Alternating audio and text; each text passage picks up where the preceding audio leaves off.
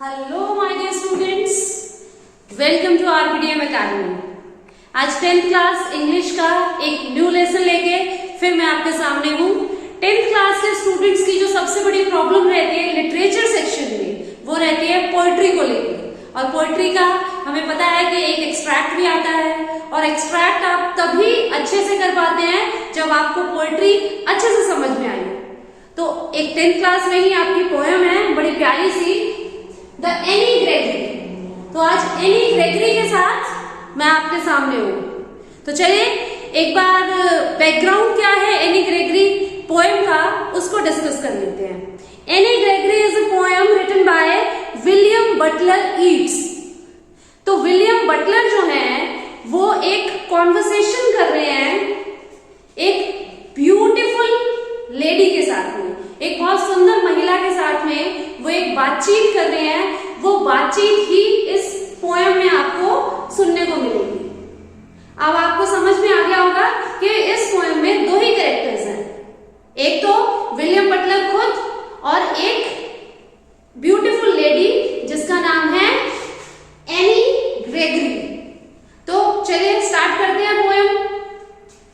Never shall a young man thrown into despair by those great honey-colored ramparts at your ear love you for yourself alone and not your yellow hair।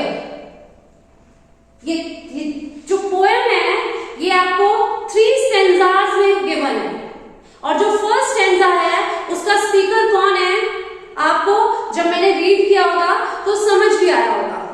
First जो हमारा stanza है उसका जो speaker है वो writer खुद है, poet खुद है, और वो एनी ग्रेगरी से क्या कह रहा है? वो कह रहा है never shall a young man throw into despair. Despair means sadness. Despair means sadness. वो क्या कह रहा है कि अगर कोई भी यंग मैन जो कि डेस्पेयर मींस सैडनेस में है, उदास है, और क्यों उदास है? क्योंकि उसने तुम्हें प्रपोज किया है और तुमने उसे रिजेक्ट कर दिया है। अगर कोई भी ऐसा यंग मैन है जिसने तुम्हें प्रपोज किया है और तुमने उसे रिजेक्ट कर दिया है, तो वो इसलिए उदास नहीं होगा, वो डेस्पेयर में, सैडनेस में इसलिए नहीं है क्योंकि वो सिर्फ और सिर्फ तुमसे प्यार करता है। सिर्फ और सिर्फ तुमसे प्यार करने का क्या मतलब है आप बताइए? सिर्फ और सिर्फ तुमसे प्यार करने का मतलब है कि वो तुम्हारी इंटरनल ब्यूटी से प्यार नहीं करता है, वो तुम्हारी एक्सटर्नल ब्यूटी से प्यार करता है। और उसी एक्सटर्नल ब्यूटी का सिंबल यहाँ पे पोएट ने लिया है, किसको? Honey coloured hair. क्या कह रहा है वो? कि जो तुम्हारे जो बाल हैं वो कैसे कलर के हैं? Honey coloured. Honey coloured means सुनहरे बालों वाली है वो लेडी। तो वो कह रहा है कि जब कोई यंग मैन तुमसे प्यार करेगा तो वो सिर्फ और सिर्फ तुम्हारी एक्सटर्नल ब्यूटी के लिए तुमसे प्यार करेगा। ऐसा कोई भी नहीं होगा जो तुम्हारी इंटरनल ब्यूटी के लिए, internal beauty means the beauty of soul, the beauty of heart, कि तुम इंसान कैसी हो, इस बात के लिए कोई तुमसे प्यार नहीं करेगा। कोई भी यंग मैन अगर तुमसे प्यार करेगा तो वो इसलिए प्यार करेगा कि तुम कितनी ब्यूटीफुल हो, तुम्हारी एक्सटर्नल ब्यूटी क्या है। और उस एक्सटर्नल ब्यूटी को रिफ्लेक्ट करने के लिए पोएट एग्जांपल देता है by those great honey coloured ramparts at your ear. अब यहाँ पे एक वर्ड आता है रैम्पार्ट्स। रैम्पार्ट्स का मीनिंग क्या है? Ramparts means high walls. Ramparts means high walls. High walls means ऊंची ऊंची दीवारें।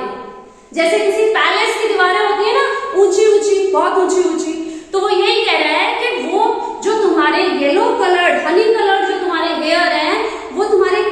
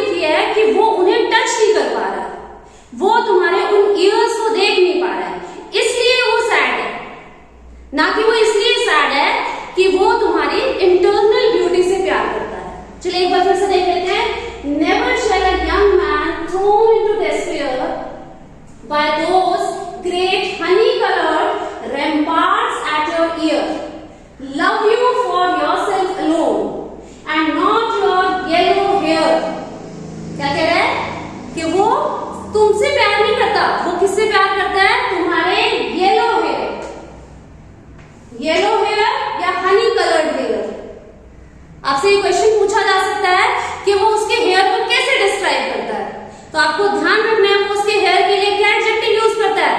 वो कहता है येलो हेयर, फिर वो कहता है हनी कलर्ड हेयर।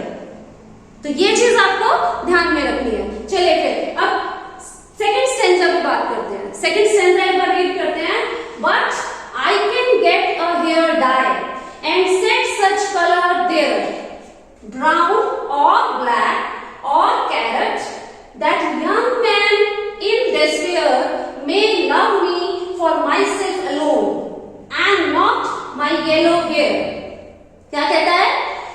वो जो एनी ग्रेगरी है, वो जो लेडी है any Gregory, that beautiful girl, वो अब उसको रिप्लाई करती है विलियम बटलर को। वो रिप्लाई करती है। विलियम बटलर जब उसे कहते हैं कि कोई भी तुम्हें सिर्फ तुमसे प्यार नहीं करेगा, कोई भी जब तुम्हें प्यार करेगा वो तुम्हारी एक्सटर्नल ब्यूटी से प्यार करेगा। इसी चीज का आंसर वो देती है एनी ग्रेगरी पोइट को।